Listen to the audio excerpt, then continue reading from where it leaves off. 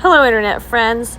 Hey, you guys want to do some investigating and try to find the dogs that aren't barking? Let's put on our super sleuth caps and dust off the pipe. You can either be Sherlock Holmes or Dr. Watson. It's completely up to you. All right, so now what you're looking at is the Wikipedia page on Hurricane Dorian. And here's some information that we know. We know that CNN are a bunch of fear porn peddlers, and they'll tell any freaking story. It might have a thread of truth or a shred of truth to it, but mostly it's a big fat hairy lie. And then there's the alternative media that gasps and clutches its pearls and goes, "Oh my God, they lied!" I mean, we gotta stop being shocked. They're just a bunch of freaking liars. It's like, the battered wife that wakes up one day and realizes that her husband's been lying to her the whole time. Good Lord. Anyway, so we know that CNN and the mainstream media is going to lie to us about everything, and they want us freaked out because I read somewhere that it makes people spend more money when they're freaked out. And these guys are all about the shekels. Anyway, so let's figure out why what? Well, we know why they would lie to us, and here's the problem.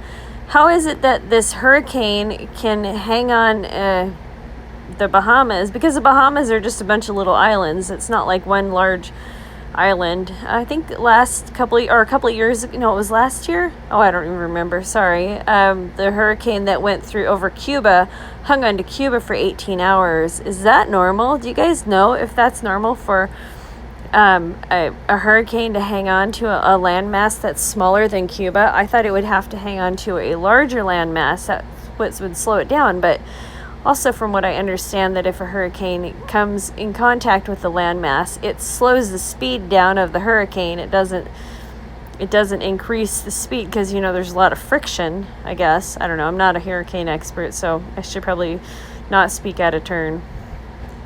Anyway, near the end of this video is the CNN clip, and you'll have to tell me if it's been edited or if this is actually what they said. And also, I'm curious to know, do you guys think that the government created this hurricane? I mean, not the government of the people that we elect, the people who actually control us, like the glowing rocks or whatever. I think we are controlled by a bunch of glowing rocks. I don't know. All right, so here's the clip. Let me know what you think. Enjoy. This is a hugely threatening storm, but it's also very ominous because it's so unpredictable and slow, but powerful. Yeah, that's the main thing. It's so slow, and this is incredibly powerful. This is not just barely a Category 5. This tops the Category 5 threshold by leaps and bounds. This is the strongest storm to ever hit the Bahamas. It has made that first landfall, the Abaco Islands, which is part of the Bahamas, and it is moving at a snail's pace. You can pretty much walk fast or jog faster than this storm is going, and it's going to sit over the Bahamas for a good 36 hours at least before making that northward turn.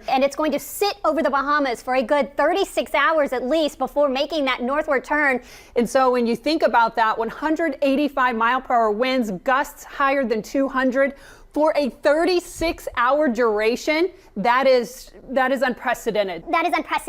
Thank you for watching, and I look forward to your comments below.